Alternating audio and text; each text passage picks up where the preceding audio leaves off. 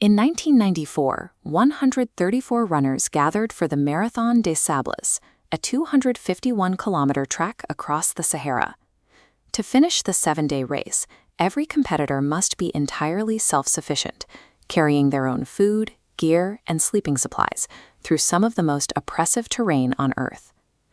38-year-old Mauro Prosperi felt uniquely prepared for the challenge. As an Italian police officer and a pentathlete, he was a specialist in discipline and endurance.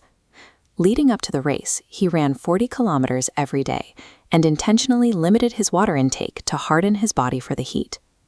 This rigid level of preparation created a dangerous sense of security. Mauro had trained for a predictable test of physical stamina, but he was about to encounter an environment defined by its volatility.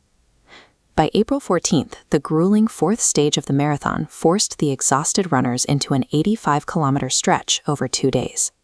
Temperatures hit 46 degrees Celsius, and Mauro pushed his pace, pulling ahead of the pack to navigate the dunes alone.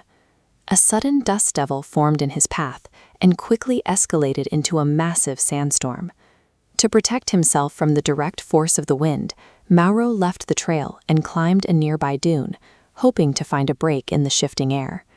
The wind whipped the sand into a blinding whiteout, instantly scouring away the trail markers and the footprints of other runners.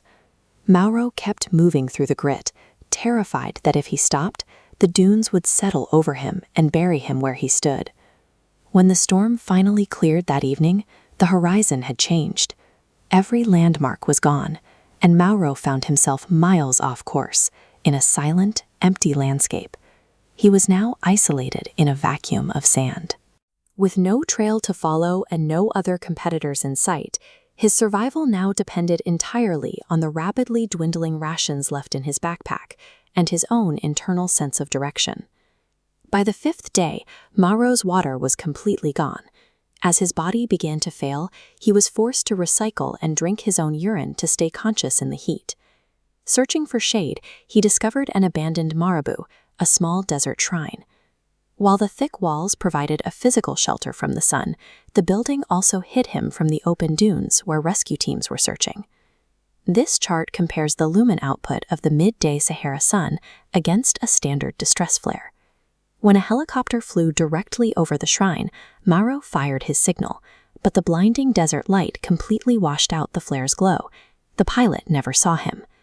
When a plane passed overhead, Mauro tried to create a smoke signal by burning his backpack. However, the fierce desert winds immediately caught the smoke and thinned it out before it could rise high enough to be spotted. As starvation set in, Mauro found a colony of bats in the roof.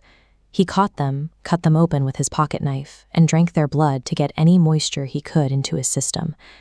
After multiple failed rescues and days without real food or water, Mauro concluded that he was facing a slow, agonizing death by dehydration. On day 7, Mauro decided he would not wait for his organs to shut down. He used a piece of charcoal to write a farewell message to his family on the shrine wall. To end his suffering quickly, he used his knife to slit his wrists and lay down in the dust, waiting to lose consciousness. Hours later, Mauro woke up. To his astonishment, his wounds had completely stopped bleeding. This diagram shows hypercoagulation. Because Mauro was severely dehydrated, his blood plasma plummeted. Without liquid to thin it, his red blood cells became a thick sludge. When exposed to air at the wound site, it clumped and hardened almost instantly, physically plugging the cuts. In a strange biological irony, the dehydration that was killing him became the specific physical mechanism that prevented his suicide. When Mauro realized he could not even force his own death, he abandoned the shrine. He decided that if he was still alive, he was destined to keep moving. He changed his tactics to work with the environment. He traveled only at dawn and dusk and buried himself in the sand at night to keep his body warm. To stay hydrated, he ate raw snake meat and searched for moisture in insects. By day 9, Mauro had lost 15 kilograms. After finding a small, muddy oasis to drink from, he followed a trail of goat droppings until he encountered a young nomadic girl and her grandmother. Mauro reached safety because he maintained a singular psychological refusal to stop moving, even after his body had been pushed past its limits. The nomads provided him with food and goat's milk before taking him to a military camp. Because he was so far from the race route and appeared so gaunt, the soldiers initially detained him on suspicion of being a spy. This map shows the scale of his journey. Mauro had wandered entirely out of Morocco and 291 kilometers across the border into Algeria, far beyond the reach of the official race search parties. While doctors found that his organs had suffered damage that would normally be fatal, Mauro's body made a complete recovery.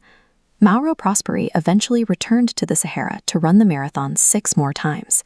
He says that the desert, which nearly took his life, ultimately showed him the true value of living it.